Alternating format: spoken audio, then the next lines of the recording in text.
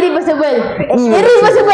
Irreversible ialah benda yang tak boleh patah balik ke bentuk asal dia. Macam tadi abang ada tak boleh ambil balik vinegar, sabun, food coloring yang ada dekat dalam ni.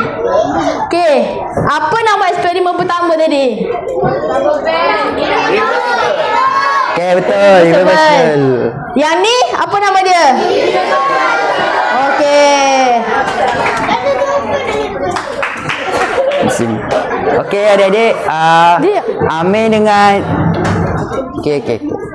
Amir dengan Abang Alvis ni kita akan tunjuk satu video volcano betul meletup Okey, harap diam. Oi, kau tak cakap satu lah. Kau tu compare kan? Kau nak aku compare kan? Tak lah. Nak aku compare kan? Tak biar aku lah. Kau hafal aku ni. Hafal. Kau compare aku question boleh? Question? Tak apa. Tak, aku question. Kau compare. Tu. Question aku connect. Kau question aku connect. Compare aku. Compare. Buat je lah. Yang mana hafal sebab hafal buat. Okay, aku compare.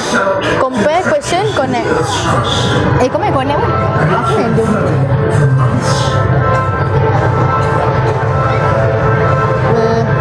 Dah boleh stop kot dalam tu.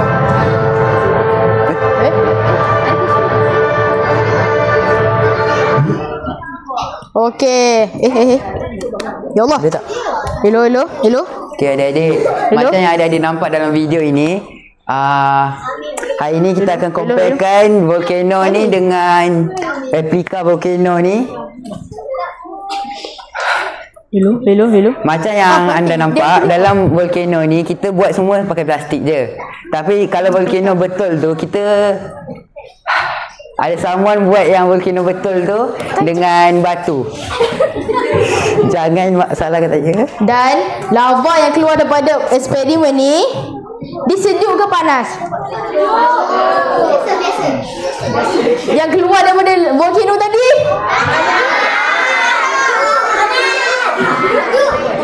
Ish.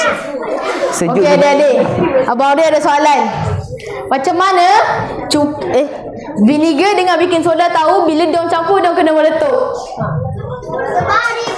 Dan takkanlah diorang tiba-tiba meletup kan? Takkanlah diorang belajar. Kalau diorang belajar kat mana? Dan kalau volcano real tadi pula,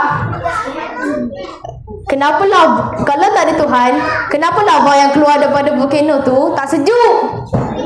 Dan kenapa dia tak nak meletup kecil je supaya tak buat kemusnahan sekeliling? Kenapa nak kena besar-besar? Cuba fikir dulu. Oi. Dah. Macam yang anda nampak, kita buat ni ada orang buat lah, itu Alvis. Volcano ni mesti ada orang buat juga kan? Dan jawapannya mestilah Allah yang buat semua ni. Dan itu membuktikan Allah ialah Al-Qahar yang maha menguasai. Lagi. Allah menguasai segalanya benda yang ada di muka bumi ni, seperti gunung berapi dan letusannya.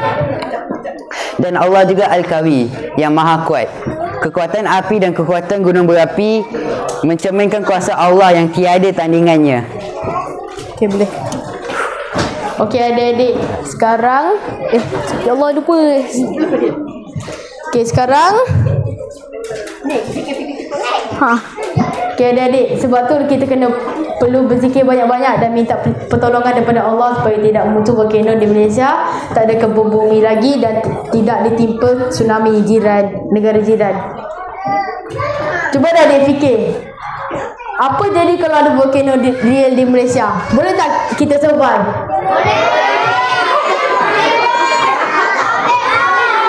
Survive orang dua ni. Next. Dan sebab tu jugalah kita kena bersyukur kepada Allah sebab dia tak ciptakan gunung berapi di Malaysia. Dan ucapkan Alhamdulillah banyak kali.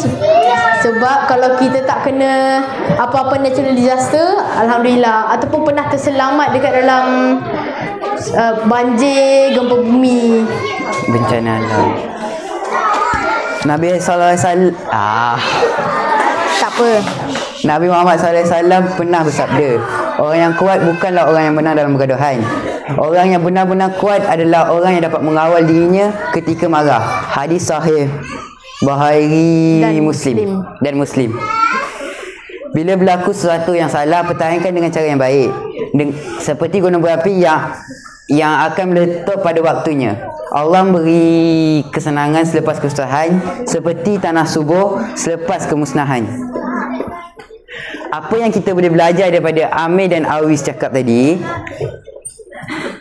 ada tindakan yang reversible, tapi ada juga tindakan yang bukan irreversible.